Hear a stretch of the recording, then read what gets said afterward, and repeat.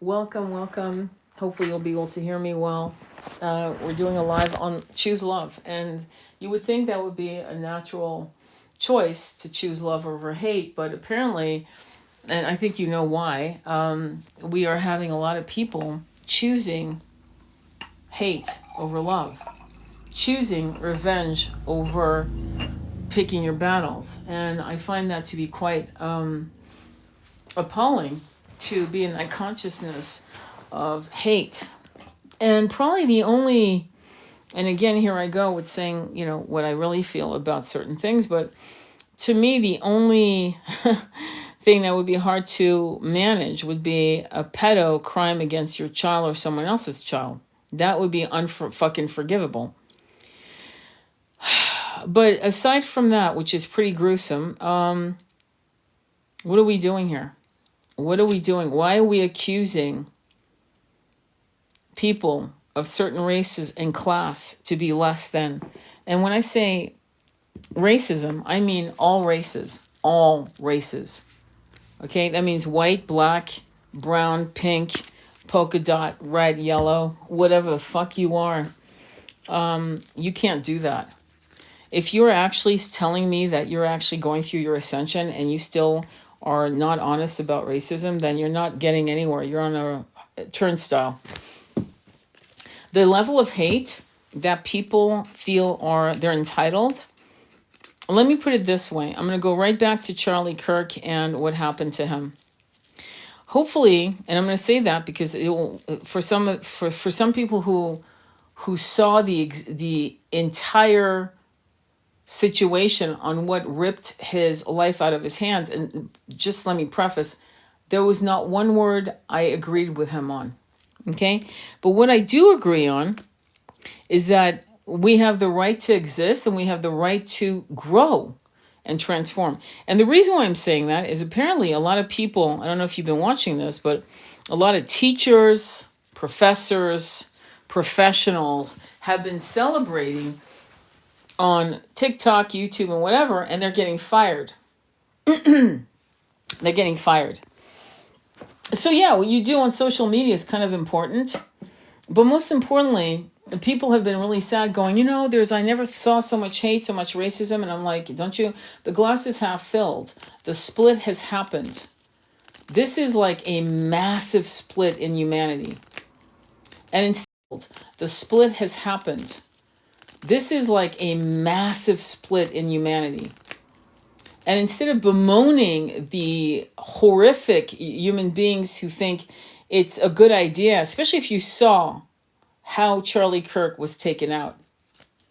If you saw the entire video, if you actually think that's funny and that's worthy of celebration, again, I'm going to say check yourself because there's something wrong with you. And saying, I've seen so much brutality. No, that's not an excuse. I went in depth with it yesterday. So I'm saying choose love. I'm saying choose love because love and your ability to love and your ability to see the humanity in your brothers and sisters who are awake is actually more important than you looking at certain people that are such in a vile state of hate, revenge, deviant rage. I'd say look at the glass half full. There are incredible amounts of people that are so beautiful, so loving, so forgiving, so intent on generous, on the generosity of their hearts to somehow find a way to give what they have to give. I saw a video. Oh shit, I wish I could tell you the name of this guy. I might put it when I upload this. I'll probably link it up so you can watch this video. He was looks like he was a former think tanker in some kind. I'm not going to go into it. I don't want this flagged. But let's suffice it to say he knows about how people manipulate whole systems of human beings, how they do it, why they do it, and rage. You'd think that's common sense, but when you're in a place of rage, revenge, and deviant joy on someone's loss of life, it pollinates. It's a domino effect. And it's a form of oppression of the consciousness of certain human beings. Because you're here, I know that I'm not talking to you. I know that I'm preaching to the choir. I already know that, or else you would be here. You would have been triggered and you would have scrolled on because I actually said things you don't like. But if you're here, it's because you agree with me.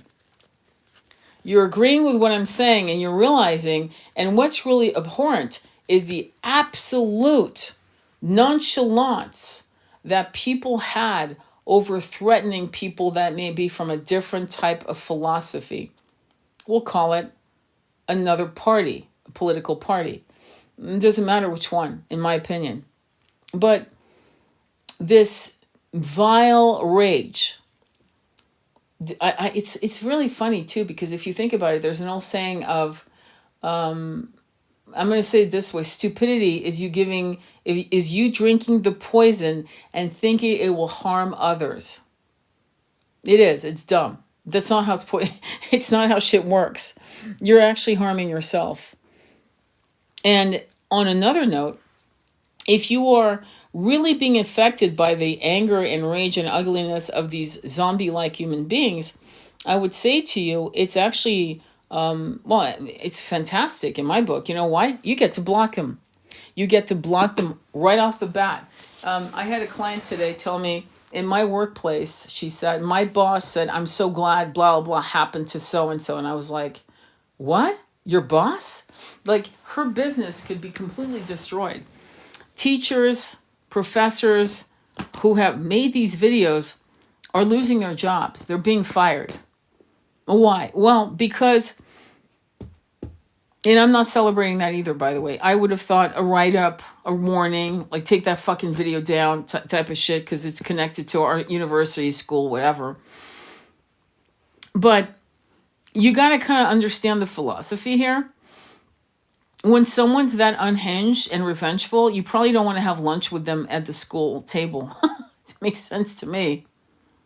But would I, as a boss, have fired him? Probably not. I probably would have said, what the fuck are you thinking? Yeah, I'm going to write your ass up, and you're going to take that video down forthwith. And if anything, you're going to do another video, if you want to keep working here, and apologizing. And that's it. And it's no discussion. But most people are so trigger happy across the country, have you noticed, that they will fire your ass. Which I think is interesting, because when people were first being pro-Palestine, they were being fired too. People that were pro-human rights were being fired as well. So I'm not quite sure how this balances out. I'm kind of confused, to be honest. I don't often say I'm confused, but I'm confused. There's certainly an imbalance going on in this country that's kind of harrowing. And it's putting us through our paces, right? But what I will say, okay, so the glass is half full. There is cracks of light everywhere here, and here they are. Your journey is unencumbered by assholes. The assholes are showing themselves. The masks are falling at a pace that is shockingly swift. Keep on walking, baby. You're good to go. Don't look sideways. Don't look backwards. Just keep on going. You're good to go. You're winning this. Because if you still have integrity, honor, empathy, generosity, and you are in your own way a human rights advocate, we're good to go. That's it. You're winning the long fight. And the long fight isn't actually a fight. It's transmutation, being transcendental in your consciousness, not being triggered by assholes, and realizing they've actually done you a great service. You get to block them, you get to remove yourself from their environment, and you get to reassess your job. That's how you feel. If you're around colleagues that think like this, there's probably something neurologically not 100% normal, honestly. Because when you see, and I did a video on just this alone. I did a video on the numerology of some of the shit going on, from Abe Lincoln to Charlie Kirk to JFK to Bobby Kennedy and so on. You'll see it if you want to check it out. It's there on YouTube. But to show how numerology works and how the universe talks to you.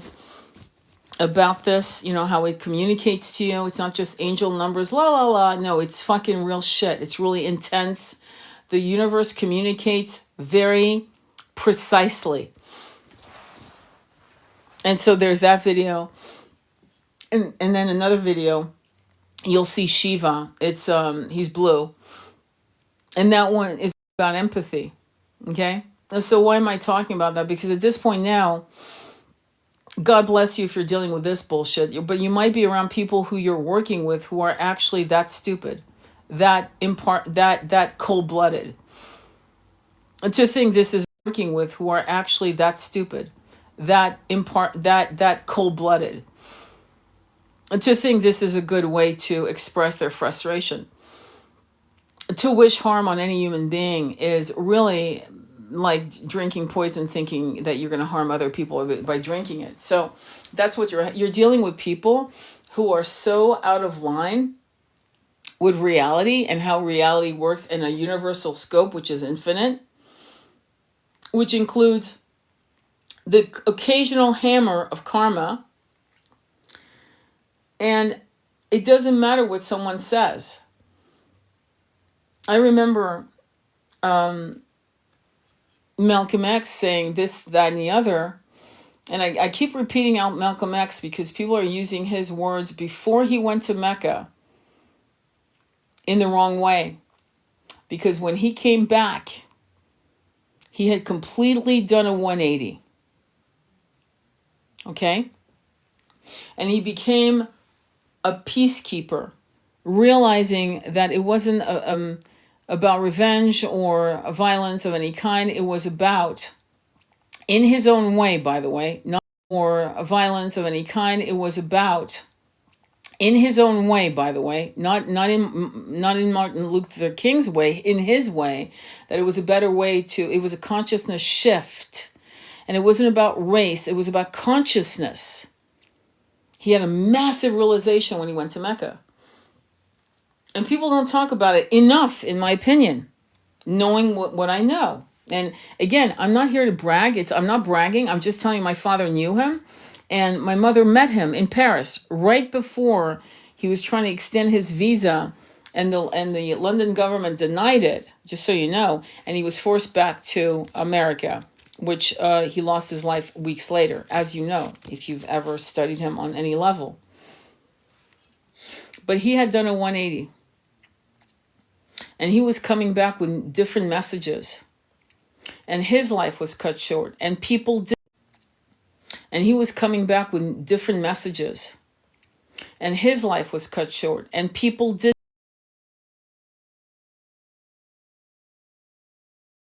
Okay?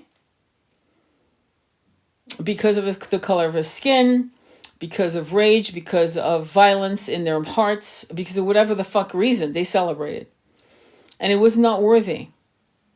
No one should celebrate someone's demise, even if you do not, especially if you do not agree with their philosophy. But anyway, I got off the phone with this client.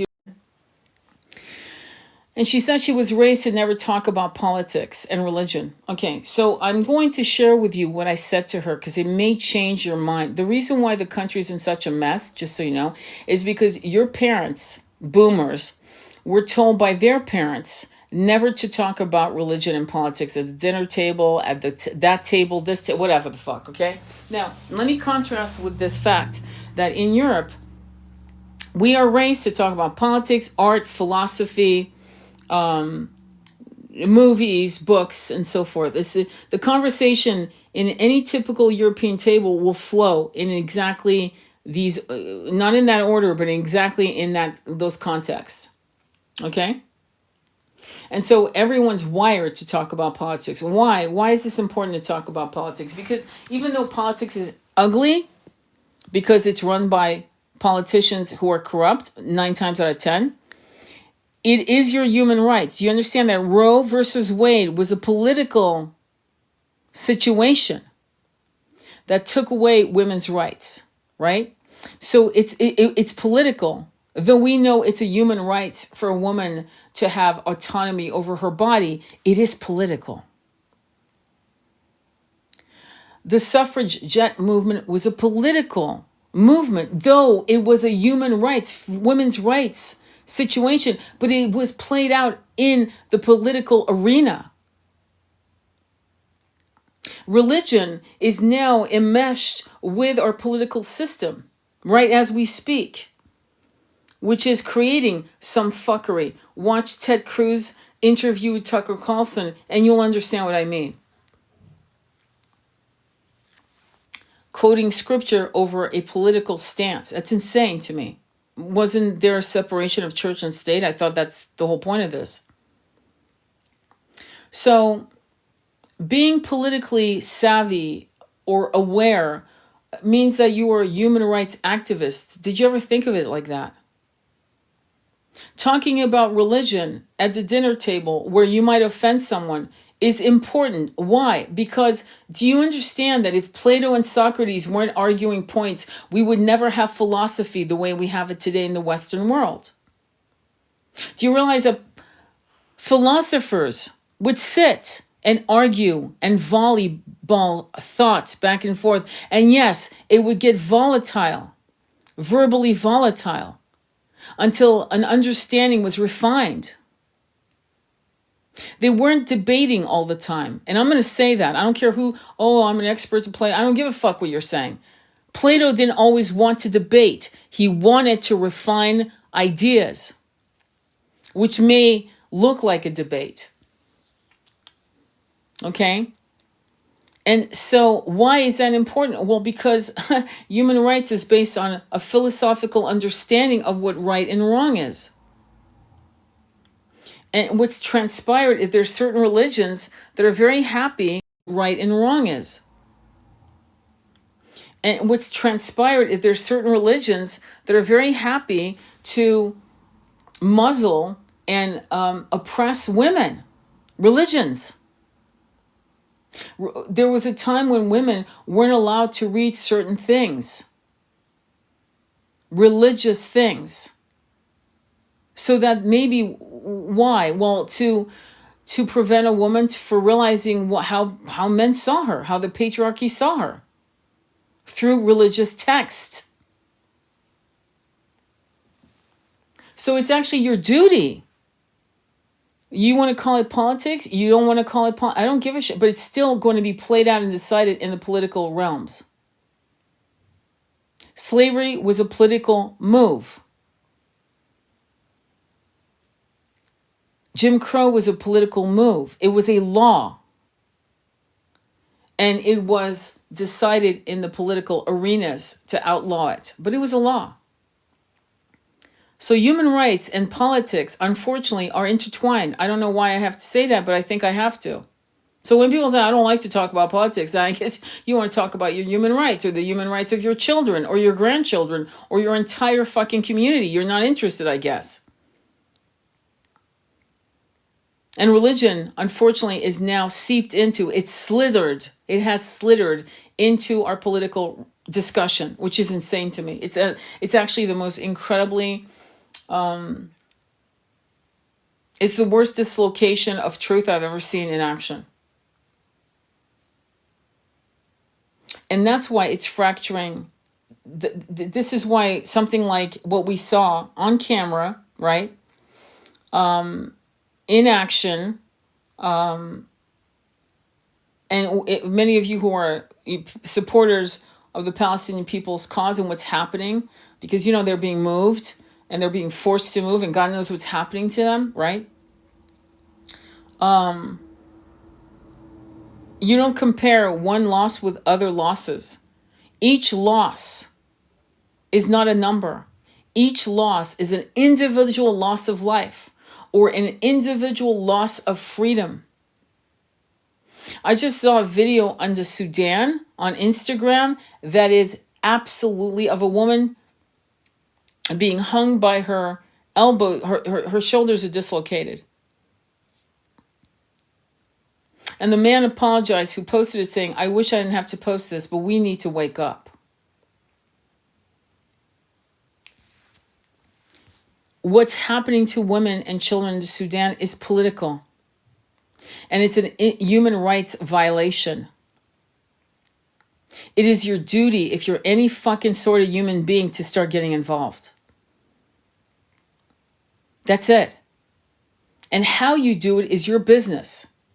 But if you're in the business of ascension, and you're in the business of feeling like people do have a right to, I don't know, have water, shelter, food that hasn't been fucked with, then unfortunately you'll have to get involved with understanding who's making those decisions in the political arena. I wish it was different, but it isn't. At least it isn't now. It is not now. Right now, it is what it is. When we get into 5D, it's not going to be like that anymore. When we get into a 5D realm, it's going to be done with wise people helping to co-create decisions for the best Ubuntu energy, Ubuntu connection, which means my community is me. I am also the community. It's not a hive mentality at all. It's a philosophy of everyone needs to have the same amount. In other words, everyone has a right to enjoy the human rights of existing in the way that's comfortable to them. There are places right now in America where you're not allowed to capture rainwater. Do you understand? It could be your land, your cistern or system of, containing water, and it's the rain from the sky. How the fuck am I not allowed to capture water? That is a human rights infringement. It's fucking rain from the sky. And yet it's political, right? A law was made to say you can't do it. Do you see where I'm coming from? And so that is an issue. In terms of the hate that we're seeing, love is what you're choosing. Clearly, you're choosing love above all else, and that's beautiful. And keep on your path. You're doing exactly. You're choosing. Clearly, you're choosing love above all else, and that's beautiful. And keep on your path. You're doing exactly what you're supposed to do on that end. But if you feel like when Thanksgiving and Christmas comes over, or you're afraid of your job and somebody's making these rank, weird, vile celebration of someone's loss, be it a person in Palestine or a person in the Sudan or a human being in a university in Utah, and they think it's funny. It's not. It's fucking not funny at all. There is a massive collective depression going on. There is a massive collective depression going on. And sometimes what happens is that this weird bravado, this weird unhinged, cold, white rage is actually hiding beneath all of that depression and fear. You see what I'm saying? And ultimately, thank God I think it's not touching you. I hope it isn't. But you keep your integrity. Okay? If somebody makes a comment like that, just look at them and go, are you for real? And get up from the lunch table or get up from a situation and say, I'm not going to talk to you about this. Make them feel like like they just stepped into dog shit. You don't have to be confrontational, but don't fucking swallow that shit, because it will harm you, believe it or not. It will harm you to be afraid to say anything. You don't have to say anything. Sometimes all you have to do is look at someone like they're fucking crazy and then get up without saying a word. And from then on, being cold. Yes or no answers are the only thing you're going to do with them. You don't let people get away with shit like that. And if you do not do something like that, you are going to actually, it's going to eat you up. It's going to eat you up because you know you're going against your integrity. That's actually the problem. So it's important for you to be real and to be honest about what is going to make you feel as if you're successful in your life path. And your life path is really what you accept, what you tolerate, and what you will not tolerate. You have to have rules of engagement in this incarnation. Because if you keep being a welcome mat and accepting people's bullshit, be it a lover, a mother, a father, a sibling, or a boss, it's going to hurt you. In the long run, you're the one that's going to be suffering. Okay? So hopefully that is helping you, I hope. And I'm just, I'm kind of disappointed in how people are acting in this country. I'm really disappointed that people are playing into the race card. I'm disappointed that people aren't realizing on both sides of the fence, whether you're Republican or Democratic, which I think is ridiculous to even have this conversation. But must I remind you, there are some really good people on both sides of that fence. And there are liberals and there are people that are orphans. They don't have a party. They lost faith in parties a long time ago. They're wonderful people. They have incredible integrity, incredible generous hearts, and they really want the best for themselves, their families, and the country. Don't play the game of being separated by rage. If you can't convince, in fact, don't spend too much time convincing anyone that their behavior is fucked. But don't tolerate it, meaning walk away from it, and don't engage with these people. That's it. They'll either get some sense and eventually know what they did. They'll know what they did. Or they're so lost in their own rage and vengeful philosophies that they will ignore what they did, what they said to you, what's offensive. And that's what I'll say on that. I'm going to go ahead and pull a card because I do want to get a message. And I actually am going to use tarot, to be honest with you. And I'm going to ask about the mood of this country. And I'm going to ask it, how are we doing as a country? Because really right now, I'm not convinced we're doing well. But let me see what it's saying. Yeah, the Tower. 16 is the Tower. It's a collapse. 5 of Swords is fighting, conflict. And the 8 of Cups is people are wanting to walk away from it. So right off the bat, we're seeing some issues, right? The Tower, the 5 of Swords, the 8 of Cups. Why is the Tower here? What's going on? The Queen of Cups is very emotion. There are people trying to bring love into the table. It's not working. The Hangman is walking in to say, well, let me look at it through a different point of view, through a different lens. What ultimately is the answer? Lovingly offering messages of wisdom. Lovingly. Page of Cups. Why is the 5 of Swords here? We're seeing all this fighting. What is going on? The 7 of Swords, there are lies happening. Remember, the question is what's going on in this country. So the 5 of Swords is fighting, the 7 of Swords is lies. Tell me more, what's going on? The Moon, confusion, spiritual material conflict. What else? Anything else on what's happening in this country? The Ace of Cups. There is love coming around the corner. 8 of Cups, walking away. Walking away from what and walking towards what? The Lovers, a choice. Gemini energy, a choice. Tell me more. What's going on with this country? The Knight of Pentacles. It's going to take a long fucking time before people make the right choice. And ultimately what happens? The Page of Pentacles is also... Do you notice that we have 2 messages? Page of Cups and the Page of Pentacles. In the middle, we have lies, fighting, confusion, and finally Ace of Cups. Do you realize that all of these are about communication, loving communication? That's what it's... Confusion, and finally Ace of Cups. Do you realize that all of these are about communication, loving communication? That's what it's saying. Anything else you want to tell me about America and what's going on right now? The Strength card, the fight between the ego and the soul. The 3 of Cups, celebration. The 5 of Pentacles. So there are people that are celebrating for the wrong fucking reason. We already know why. On various levels, okay? And we have the 5 of Pentacles, which means I'm feeling homeless. I don't belong here. What the fuck's going on? When do I get off this planet with these psychopaths? Okay. Strength card. Why is it here? Please tell me what's going on with this country. The world, a cycle is ending. And again, the world, a cycle is ending, 21, and it's going to go back into a new movement. But the Knight of Wands is how many fucking... When will we be at peace? When will we as a country come together as brothers and sisters, irregardless of our religious beliefs, our racial background, and our cultural belief, and whatever else? 9 of Wands, exhaustion. Tell me more. 6 of Cups is looking at the past. There is no past. There is no past. Make America great again. No, no. The people were under slavery. People, no, no, it's not the past. It's a new beginning. Tell me more about the Six of Cups. Why is this coming up? The Tower. Do you know what it's saying? It's saying some of you are looking at 2005. Some of you are missing 1999. Some of you are and it's saying it was still fucked, except we didn't get to see it.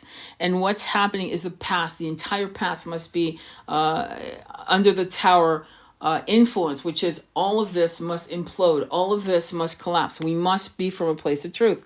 Tell me more about the Three of Cups. Why are people celebrating? The Ten of Pentacles, legacy, longevity, Seven of Wands, defensive energy. Tell me more. The Knight of Wands, they think they're going to win. Tell me more. Are they going to win? Are they destined to win?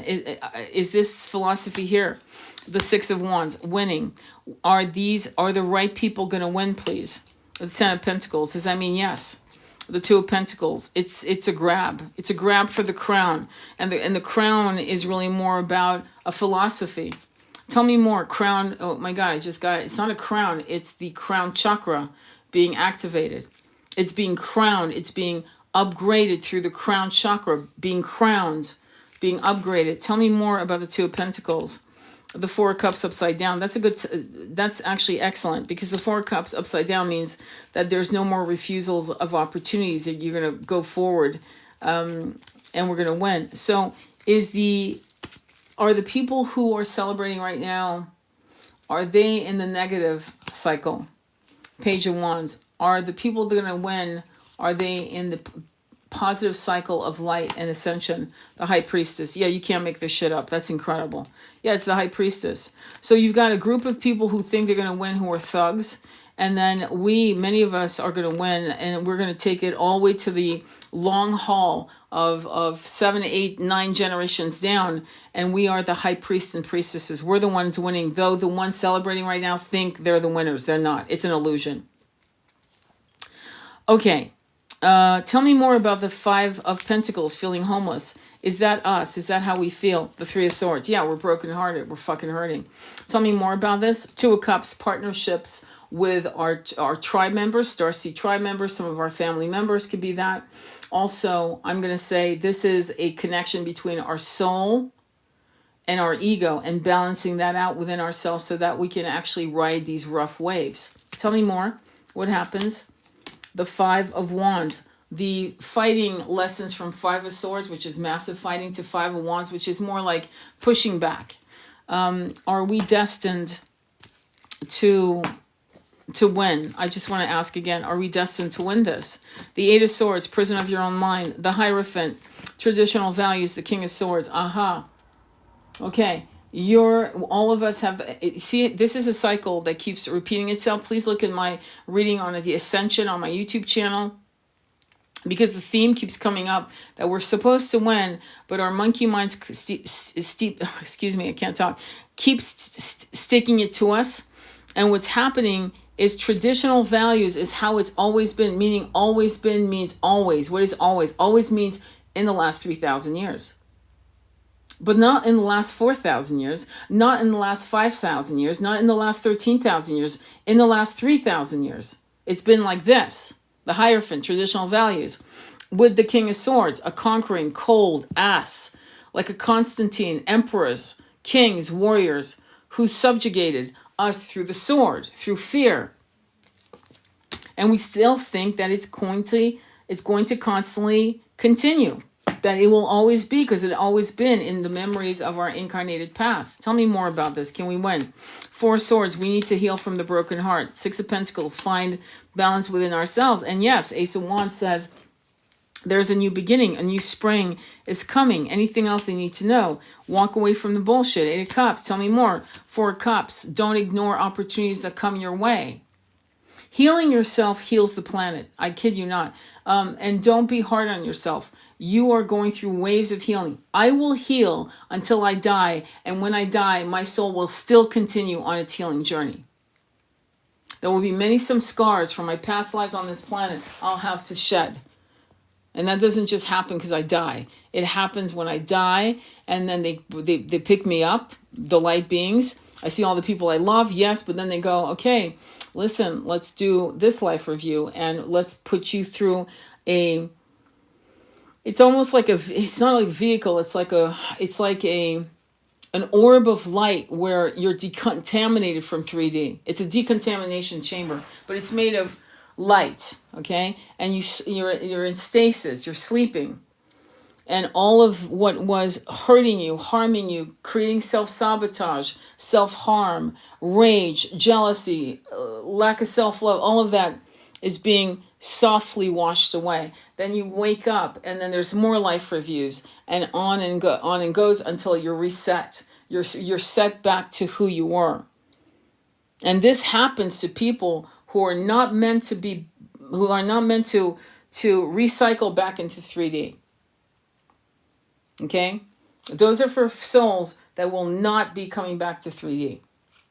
It's the final clearing and cleansing. It's, dude, we know. I don't care if it's your last breath and you come to realization, or it's a week before you die and you finally look at your shadows and go, fuck, there's some darkness here, but you know what? That's not who I am today. It doesn't matter if it's the last stand on earth.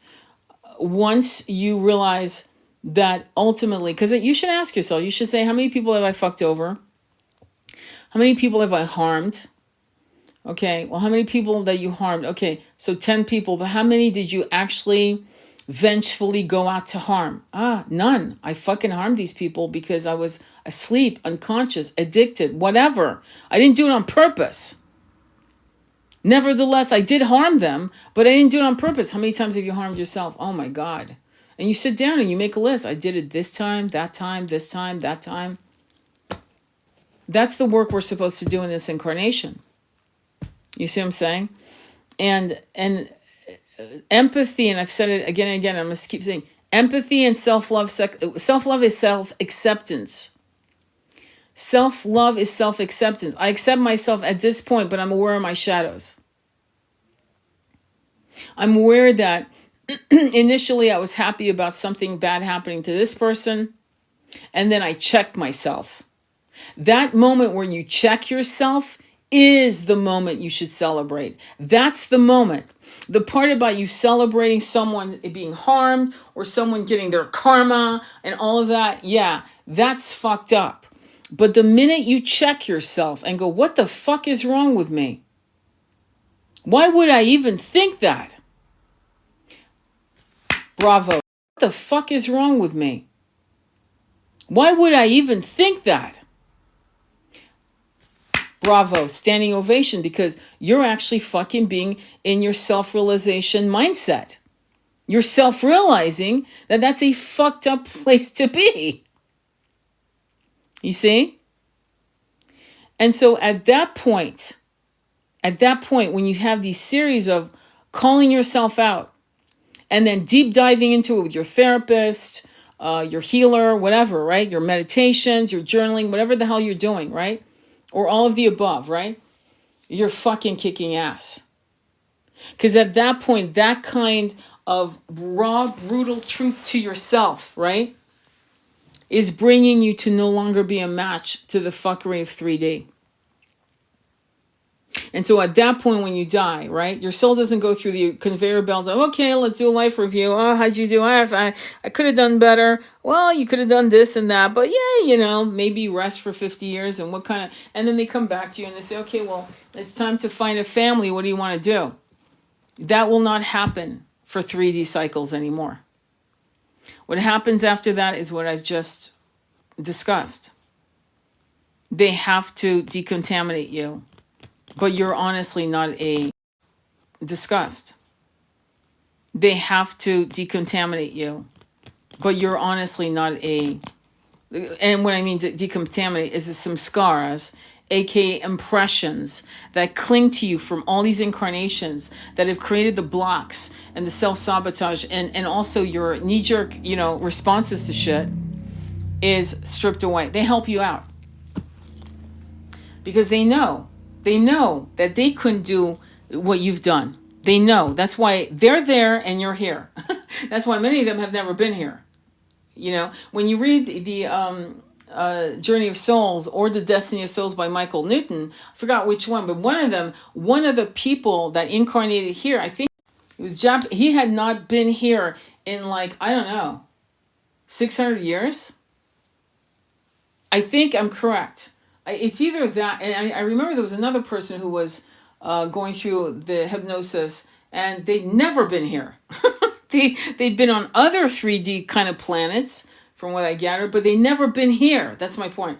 So, trust me, us cycling through Lemuria, Atlantis, ancient fucking societies we don't even remember, Troy, Mesopotamia, Egypt, so on and so forth. Yeah, it's a lot. And yet we're starseeds having done that. And we're starseeds who used to come across our brothers and sisters who were starseeds who would land here and connect with us and help us. And I'm making it up. I don't know if that's true or not. Help us create, Easter Island or Stonehenge or the pyramids and shit like that, right? But my point is, it's a final, for many of us, this is the last, this is it. I'm not kidding. This is it. And I saw it with my twin. This was it. I did it with my mother. She's coming back. She's got one more round. To be honest, okay? But my twin, I was shocked. He made it. And so what I'm sharing with you are what I've seen in my meditations. And I'm not here to prove it. You can take it or leave it. It's up to you. I don't care. But I'm giving you kind of like maybe a template to flesh out in your own meditations, actually, to find out what I was able to learn all this because I was following the journey of my twin across the veils of, realities and resting and life reviews, lots of them, and pauses and restings and recalibrating and fears and still playing the old templates and fighting himself. I'm just sharing some things here with you. I saw it.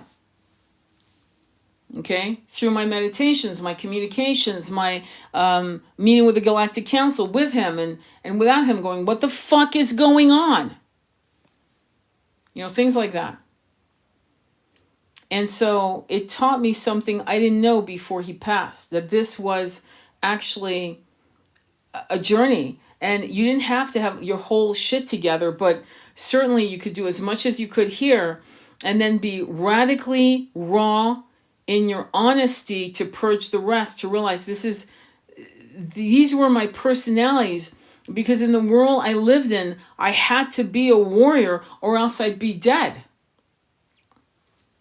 I had to be this, that, and the other. I had to be more cruel than the other person or else me and my family wouldn't survive. And when I was, not playing the game, I was hunted down. I wasn't safe. Or I spent lifetimes where I was in the woods as a hermit, as an old, what you would call an old healer. Some of you might call a witch, but I will call a healer. An alchemist in the woods, far from an old healer. Some of you might call a witch, but I will call a healer. An alchemist in the woods, far, far away. Like, fuck, I don't want to be around these people. They're fucking like hyenas here.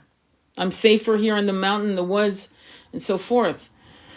And that sense of wanting to do whatever it took to survive. I'm here. I'm incarnated. Fuck, let me figure out how to, transcend this. There's a movement which is very kind of toxic, and I'm going to just call it out. There's a movement of young girls who don't understand and never study Buddhism, obviously. And I was having a conversation with a very well-known content creator, influencer, and she was talking about, well, the Buddha left his wife, Siddhartha left his wife. I go, yeah. Well, I mean, and I'm like, no. Thank God he did. Well, what do you mean? And I said, well, he couldn't do that life anymore. He couldn't be a prince protected by his father king who wanted him to know nothing about death, disease, or poverty. His wife, he loved his wife. There's a story of them making love. It's a very well-known story of Buddha and his consort, Buddha and his beloved, his wife, where they're making love on the terrace, beautiful terrace. If you've ever seen pictures of Persian erotica or Kama Sutra, these little Hindu paintings of lovers, you'll see them on these gorgeous terraces, right? Tiled terraces with roses and this and that. So anyway, they're making love on the terrace, and they're rolling around in absolute bliss, and they fall off the fucking roof. And the flowers literally raise themselves, like petals and flowers raise themselves to capture the lovers, to descend them and deposit them very slowly down back. Petals and flowers raise themselves to capture the lovers, to descend them and deposit them very slowly down back to the ground. Yeah, they were in love. And then here he is with a newborn son and a haunting of wanting to understand what life is, what is the meaning of this life, and him realizing she can't go with me in that life. She's a princess, for Christ's sake. We have a newborn, and I can't stay. I can't stay. And she can't live the world and the life I'm about to go into. So I'm going to leave.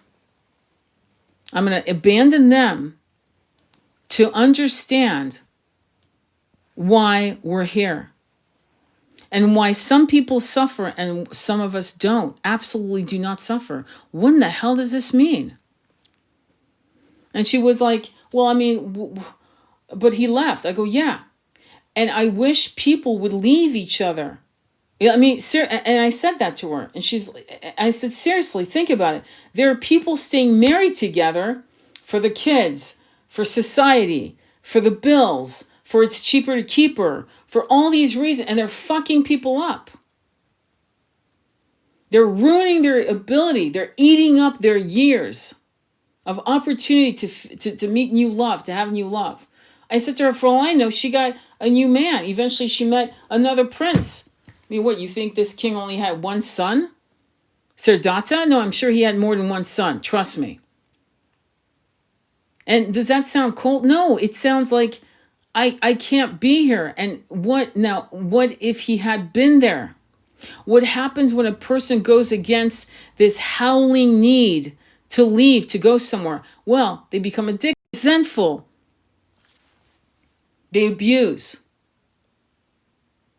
And rather than become an abuser, an addict, which, trust me, he could have become an addict. There's lots of things in that time, in that part of the world, lots of things that were accessible to him, if you get my hint. But instead, he wanted to be enlightened. And so rather than become a boorish bully of a husband, he fucking left. And I'm sure he left a note. I can't do this.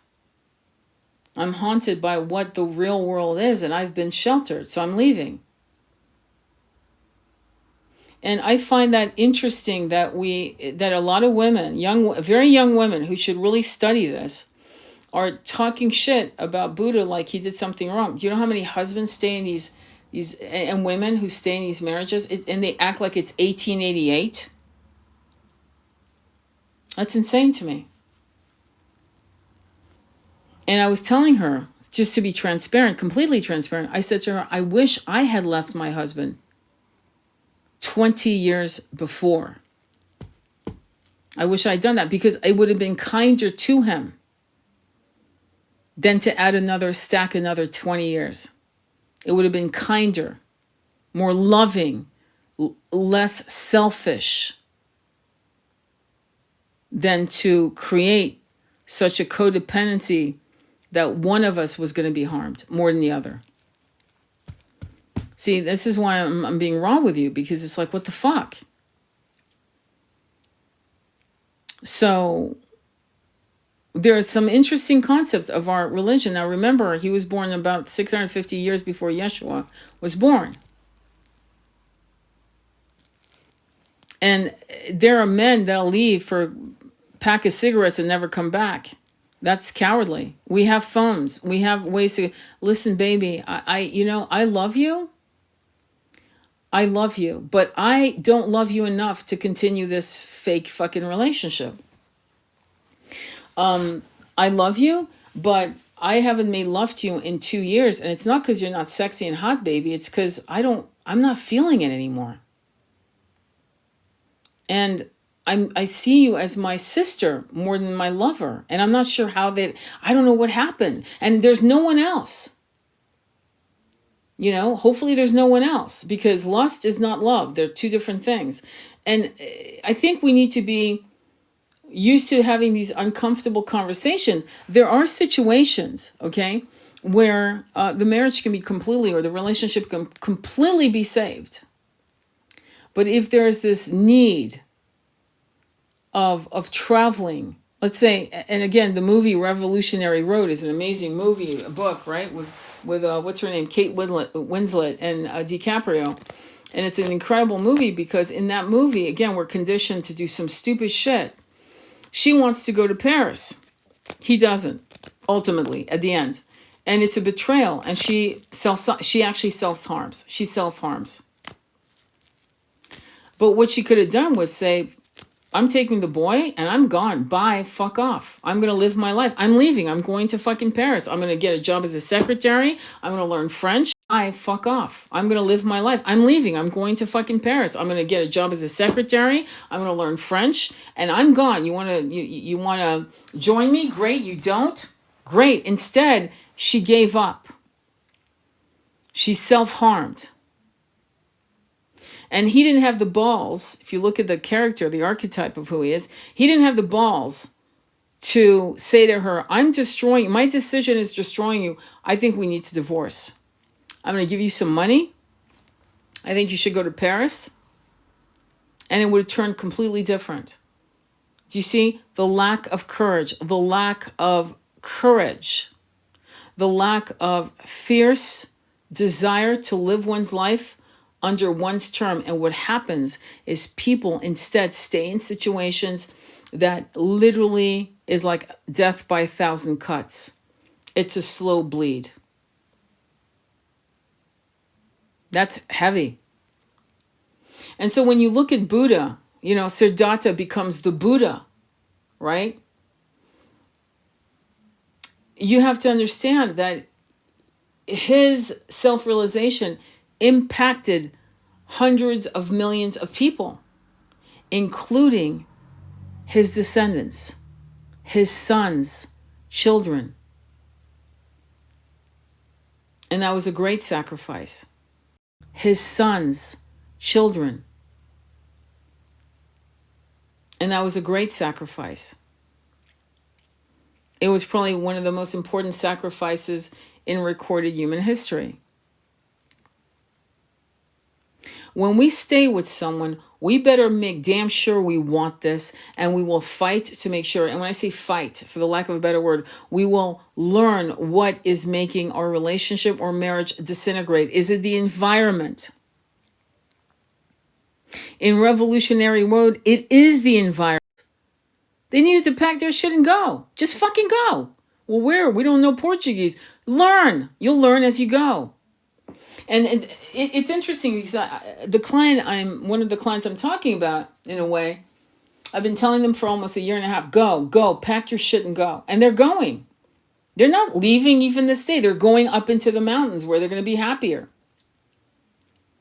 And they're going. They're not leaving even this day. They're going up into the mountains where they're going to be happier. The environment can be so toxic that it stops you from desiring your partner. Your job can be so fucked that you don't want to fuck anything. And you can now deep dive into porn to forget, or other ways of annihilating your consciousness where you literally lobotomize your feelings because it's too painful to actually do this sober, whatever sober means to you, right? And instead of breaking up to actually do this sober, whatever sober means to you, right? And instead of breaking up because they were close to breaking up, let me just say, well, no shit. They decided to have a fresh start. Yes, I hate when people say, wherever you go, there you go. No, wherever you are, the version of you in Bali is not the version of you in New York City, nor is it the version of you in Portugal, nor is that version of you in Australia. It's a completely new self. And so you discover parts of yourself in various different environments. You would think that was common sense, but it isn't, because we have these little sayings that lobotomize the evolutions of our passions to completely, like step on it. I'll give you an example. Again, wherever you are, there wherever you go, there you are. Money doesn't grow on trees. You can't have it all. Those are sayings made to placate you, placate you into submission, and you will lobotomize yourself. You'll open your crown chakra and just go, yeah, let's just shut it all down. You'll put gates around your heart chakra. Your root chakra will be completely in full chaos. And the only way you'll feel safe is to, I don't know, shop, fuck, drink, do whatever else that is legal or illegal, to pass out for an hour or 6 or 7 or forget whatever you're doing. So radical honesty for yourself, right, is massive, but also radical honesty with your partner. I mean, honestly, I've talked about it in my masculine. I should actually do a playlist on YouTube. I just thought of it on the masculine. If you don't want to, well, okay, let me just back up here. There are men that are such boys that if you have a baby, they no longer find you sexually appealing. Hopefully, you would have figured that out before you even considered having a baby with a man like that. It means massive conversations. How do you want to raise it? How do you feel about natural birthing? And how do you feel about X, Y, and Z? I don't want to get too vulgar here, but you want to understand where they're coming from.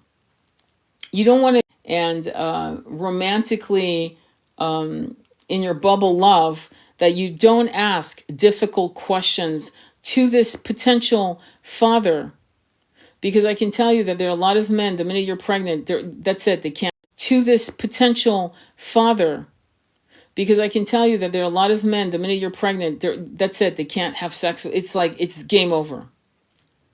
What kind of father is that going to be? So you got to really ask a lot of questions. And that's why, and I didn't understand that, because again, I was only 29, but I remember a lot of women, I met a lot of fantastic women who would say, oh yeah, I left the love of my life. And I'd look at him and go, I'm sorry, what? And they'd say, yeah, I loved him too much. What do you mean? You can't love anyone too much. You can never love anyone too much. Oh no, yes, you can. Yes, you can. Because see, when you love someone too much, and they're all about self-destructive behavior, it's like death by 1,000 cuts. So I met a lot of women that left the love of their life. And I've told men that, be careful, my friend. Be careful with a woman who loves you. Because if you keep fucking up, she'll leave your ass. And she'll never look back. Not because she doesn't care, but because it hurts too much to see your self-destructive fuckery. And she not only will leave you, she'll move her, but because it hurts too much to see your self-destructive fuckery. And she not only will leave you, she'll move fucking countries or states, so she never gets to see how it ends with you. Don't push a woman that loves you. She will leave you. And some men listen, and some men don't. Okay? Shocking. I think it's shocking. But guess what? I was one of those women. I did leave the man I loved. And I was in a position, this is why I understand it so well, where I loved 2 men at the same time. Yes, you can. You can love 2 women and 2 men. In a way that you love them completely different. It's a completely different love. And one love is way more passionate and greater and activates levels of awakenings that are insane. But what I'll say is that in loving and the concept of choosing love in the times that we live in is loving and forgiving yourself in what you could not be and you could not do for your parents, for your siblings, for your beloved or a beloved that you had. Even for your country, you might have a love that you had for this country or any other country you're from and fall out of love with it because it's betraying itself. And you are now karmically attached to the self-harm that a country is doing on itself, which is affecting you as a citizen, obviously. And you have to look at yourself and go, can I do this? Can I honestly live like this? And if the answer is no, then be bold. So it's not just leaving a person, right? It's leaving a person, a job, a city, a state, a country. It's saying, this environment is so toxic, I will never thrive. My nervous system will always be so jacked up that I can't write a book, I can't be an architect, I can't study, I can't focus, I can barely meditate every day. I'm jacked up. And you have to look around and go, is it the people? Is it the job? Is it the environment? And yes, quite often it's probably the environment. I'm depressed. I was telling my friend today, depression is a sign of intelligence. She goes, yeah, you're right. Yes, it's a sign of intelligence because it's telling you this is not it. This is not where I'm supposed to be. Going to college and go, I have another 2 years, but I really don't want to do this. And it's not really what I want to do. So why are you doing it? Why? What, do you think you're going to have another 2 years on this planet? You might not. So the main thing is to do what you really have a passion for. And if you have that passion, it may extend your portal to another, 20 years. I'm not joking when I say that. Because when a person's in despair, not doing what they want, and there's no nectar in their life, the portal that opens, I hope you know this, but they're what they call exit points, aka portals. And these portals are there for you to decide, should I stay, should I go, right? A little like being in a car accident where you bump your head could be a difference between waking up and not, if you get my drift. So, and that would be an exit point, aka portal. And if you're not living your bliss, you're going to probably go, yeah, I'm out of here, fuck this, right? Whereas if you're doing your passion, you could actually, and you go, hey, that portal, nah, I really definitely want to come back. I've got so much shit, I'm so excited. Isn't that interesting? So, work on what you want. Be honest with what you want. This is something I told the client. I think I mentioned in one of my lives, but I think it's worth repeating. I said to her, you don't have to worry about insane desires.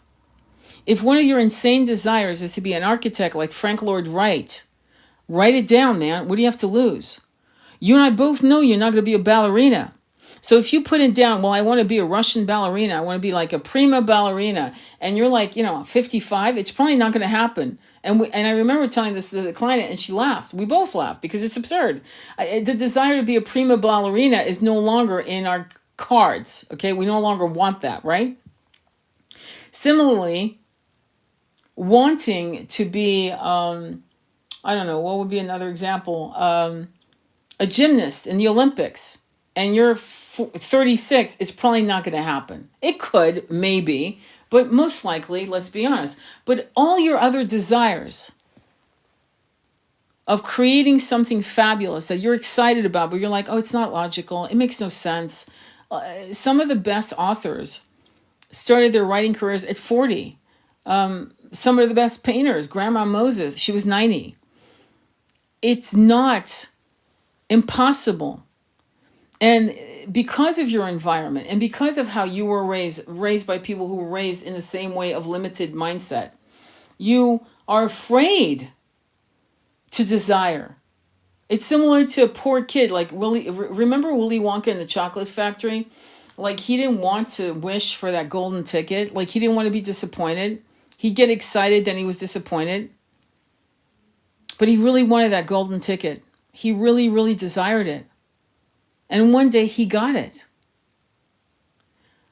So try to be in your mindset of saying, there are parts of me that are afraid to want this because I don't want to be disappointed. But you know what? What's more disappointing is not even allowing me to desire it and to ask the universe to give it to me.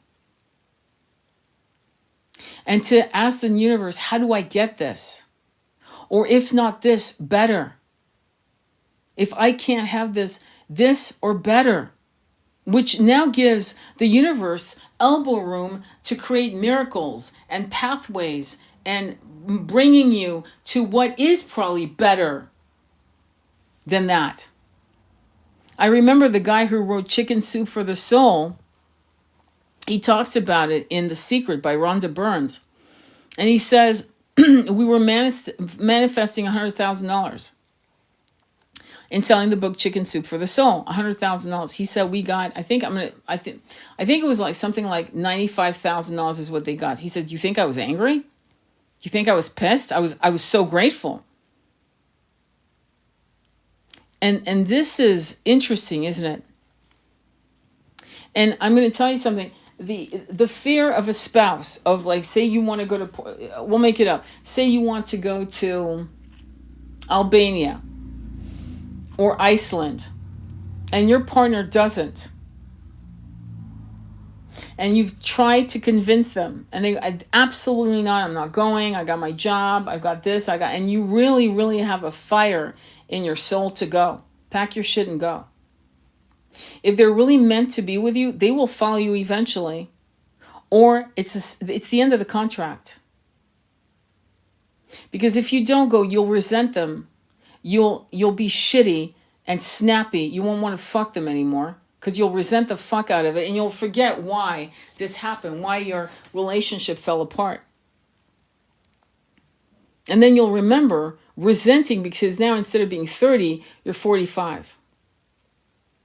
And now you have a kid and you're still telling yourself, I can't go to Iceland. Why not? Why can't you go to Iceland with your kid? Oh, school. You know, little Jerry loves school. Yeah, little Jerry will grow up with you and love another school in Iceland. Isn't that interesting? Choices. Crossroad moments. Being really radically honest with yourself. And allowing yourself to desire what you desire and to trust that those desires, because I certainly don't want to go to Iceland. I don't. So my desires and your desires don't conflict. In fact, I don't give a shit what you want really, and you don't give a shit what I want really. Isn't that beautiful? That's beautiful because it means that before we incarnated, we were given a set of a frequency match to certain things to desire, to create urgency, to then create something new based on those desires. In my case, writing, visual art, working with clients, hypnosis, past life regressions, Akashic readings. Some of you don't have those desires at all. Travel, rose gardens, planting tomatoes. Seriously. Isn't that beautiful? So whatever desires you have are completely connected to the frequency match to drive you, to escort you to new vistas in this incarnation. And to deny those desires is like taking a hawk and cutting its wings off. Eventually it'll go crazy and pluck out all its feathers. You see what I'm saying? So you have to have the courage to choose.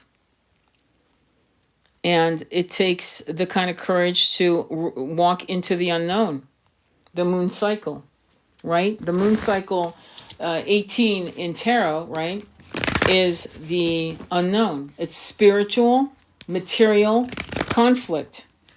It's, I have no idea what's going to happen. That's right, you won't. Well, you can ask somebody, well, is it going to go well? And the person will throw cards, right? Or psychically say to you, it's going to go well, but you're really making it harder than it should. So I'm actually going to do a reading to see if what you desire collectively is going to work out if you do it with surrender. So I'm going to do that now. Tell me if that's going to be good. The High Priestess came up. Tell me more. The Three of Wands, the portals have opened. Tell me more. The Six of Swords. You can't make this shit up if you tried. I swear to God. So the High Priestess is saying divine timing, psychic downloads. Literally, divine timing to psychic downloads. Yes, today's the day. Yes, by January of 2026, I will be X, Y, and Z. The Three of Wands is it's the ships coming in. Your ships have come in to go. And the Six of Swords, again, the Six of Swords is a ship traveling very gently through calm waters, traveling, number one, into a peaceful place. The place you're supposed to be. Is this a win-win for them, please? The Seven of Wands, defensive energy. The Empress to the Eight of Pentacles. Okay, so this is interesting. Seven of Wands is defensive energy. Maybe you're trying to explain yourself to your family and friends, or maybe you're actually fighting yourself, defensive energy. Interesting. Seven of Wands is defensive energy. Maybe you're trying to explain yourself to your family and friends, or maybe you're actually fighting yourself, defensive energy. The Empress is the cornucopia of abundance. She sits. Abundance comes to her. The abundance of joy, laughter, money, food, shelter, experiences, luxury. It's all there. And Eight of Pentacles, but you have to apprenticage to a new mindset. You have to learn. And you have to be willing to learn how to rewire your mind. Your mind is stagnant into what you know. And you're not a person who gets a kick out of the unknown. That's the wiring you have to start, creating in yourself. Like the unknown. What is the unknown? That's exciting. Oh my God, we're going to Portugal. I fucking, it's so exciting. It's a one-way ticket. Boom. And it's not like you don't have a template.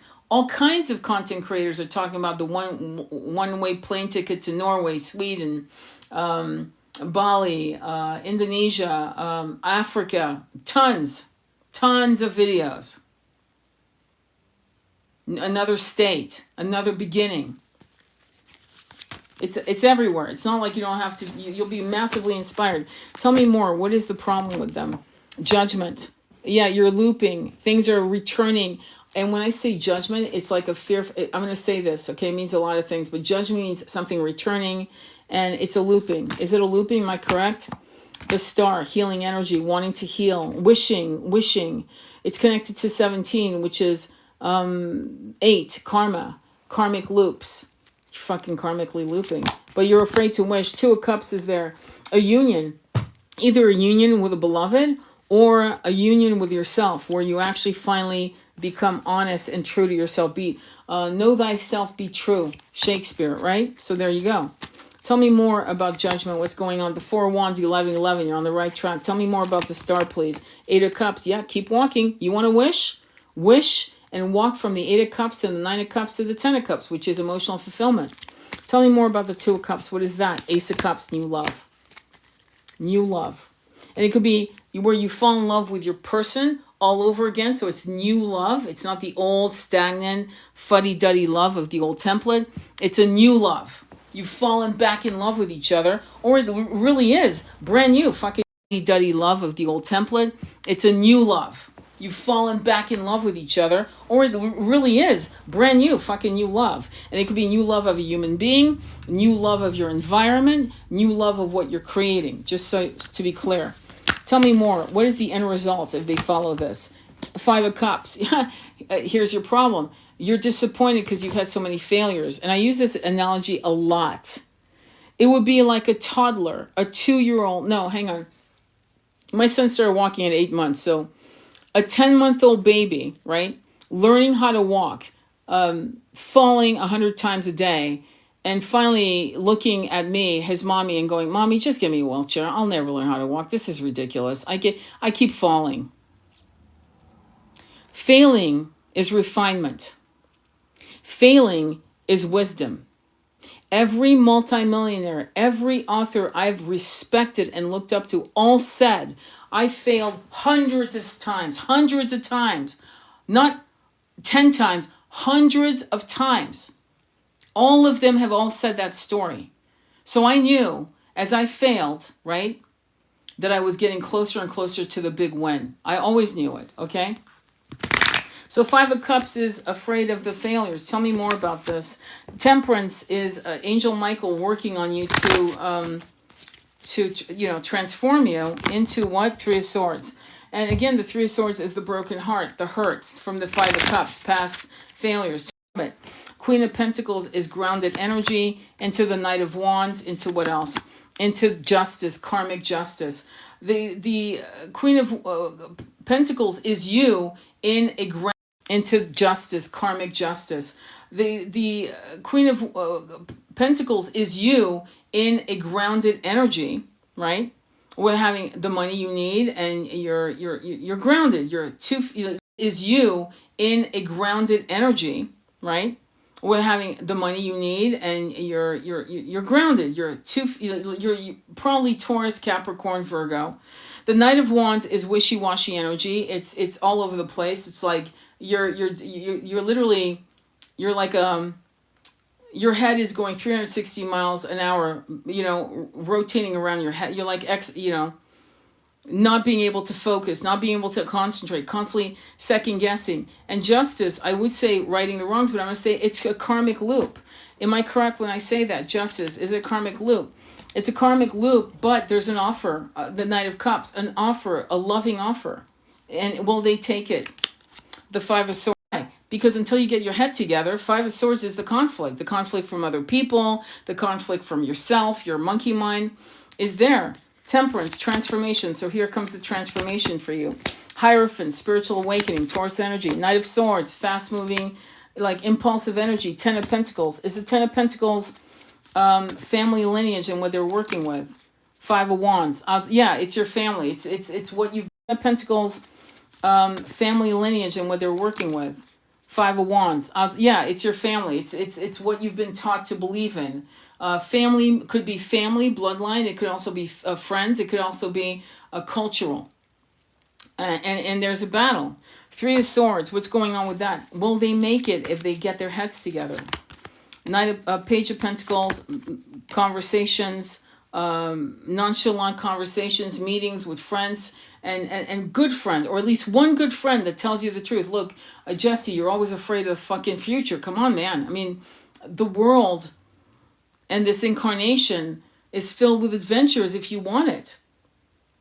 So Page of Pentacles is conversation with the Queen of Swords, analytical energy, which is limited into the devil. Yeah, you overthink. Yesterday's reading, actually 2 days ago, I did a reading on the Ascension, and we get to when. You can check that out if you want on YouTube. But I'm going to tell you something. Some of you are not going to make it until you actually fucking start doing some meditation, some grounding, some chanting, some real fucking energy work. The devil comes in with the Queen of Swords, which is you ruminate and you are obsessed with every detail because you want everything perfect and you want all your ducks in a row. I'm glad to hear that, Cosmic Canary. I'm going to tell you a funny, it's not a funny story actually. A person had a balcony, like a condo balcony, and on that balcony, on the ledge, there were all these ducks in a row. I kid you not. I just got chills. It's an actual story that I heard years ago, like 20, 30 years ago. And this person was fascinated as to why are these ducks all in a row. One day, this person on the balcony were watering their plants, I guess, or something like that, and they kind of shouted up saying, "Why do you have all these ducks in a row?"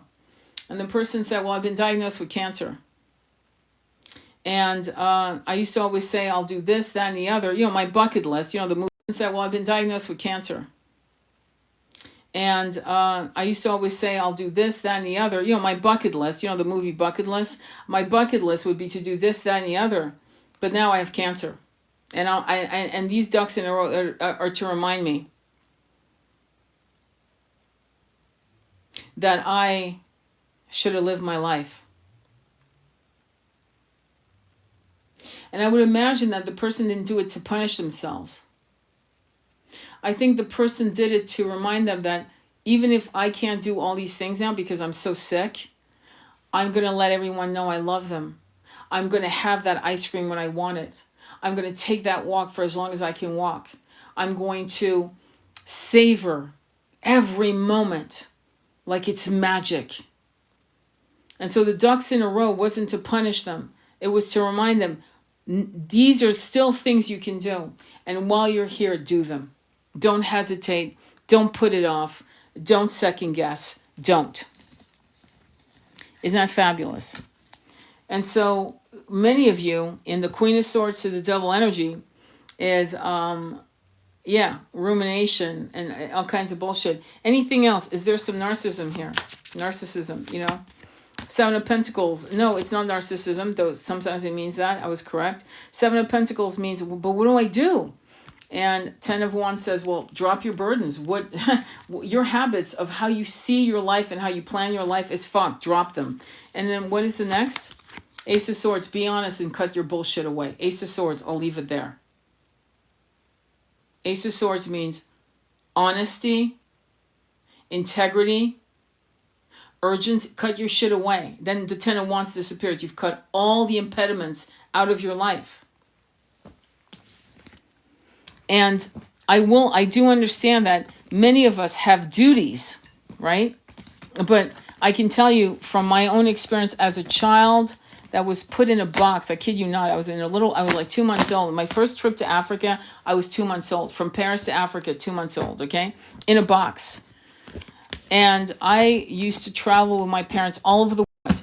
And I fucking love those memories. I have amazing memories of Africa, Asia, Europe. Amazing memories. Amazing. And the Americas.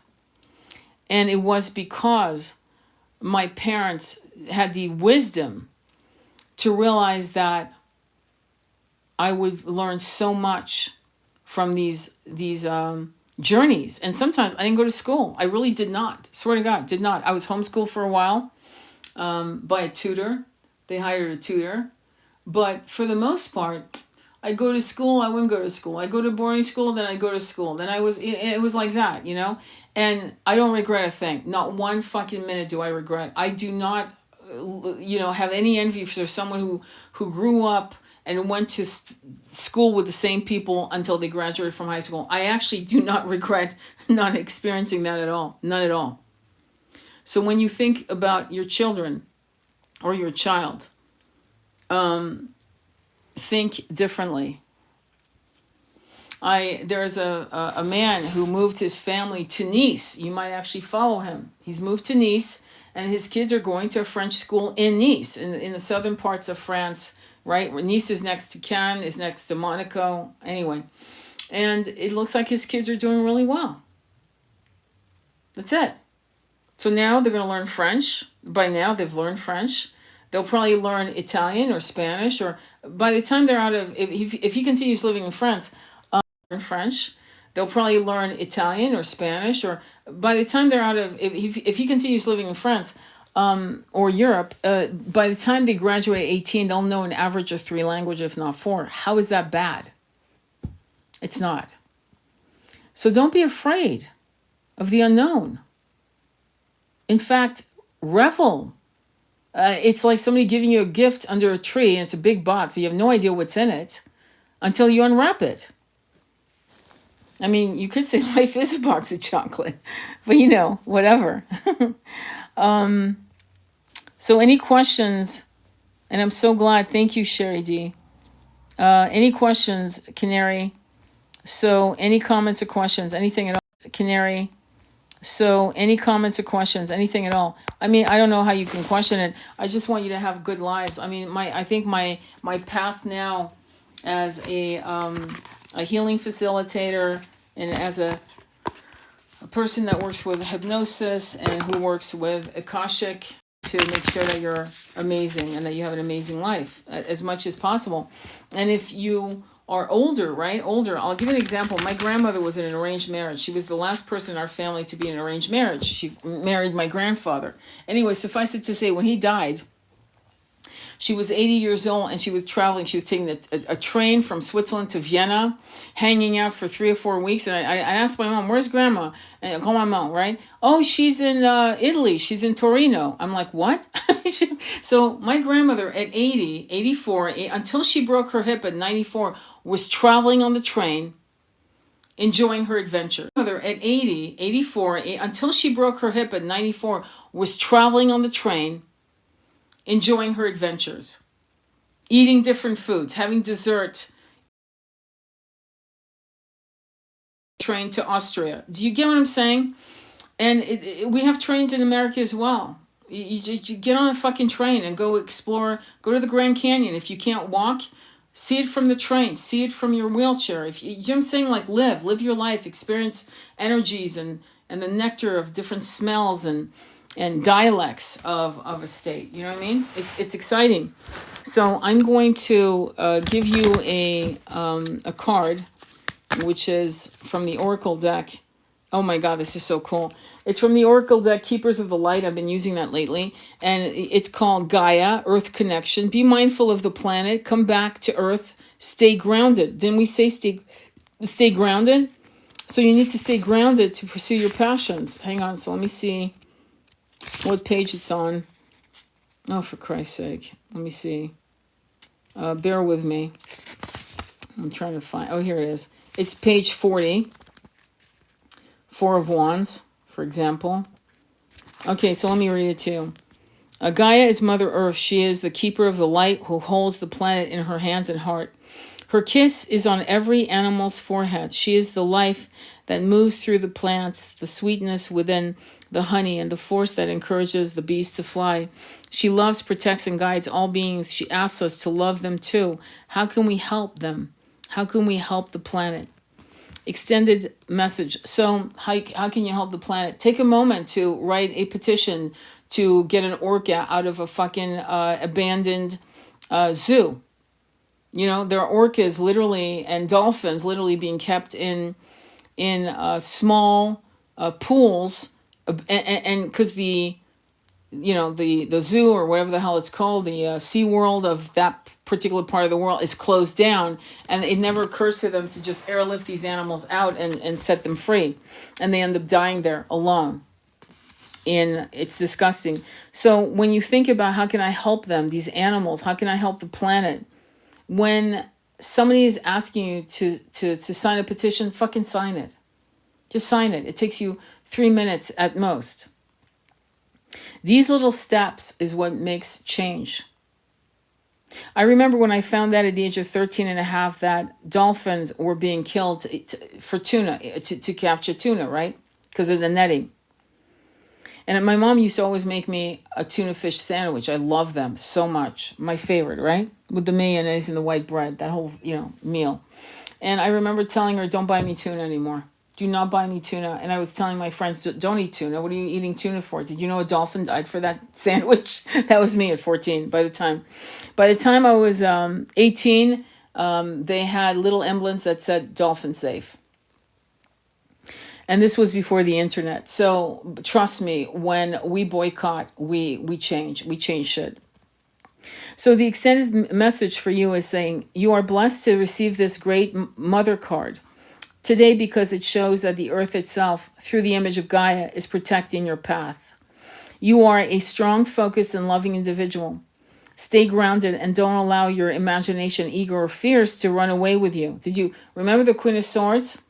With the devil, the rumination? Yeah, don't let your ego or fears run away with you. Ensure your choices are for the highest good. Exactly. Gaia is also bringing her motherly love to you and encircling you in a cocoon of peace.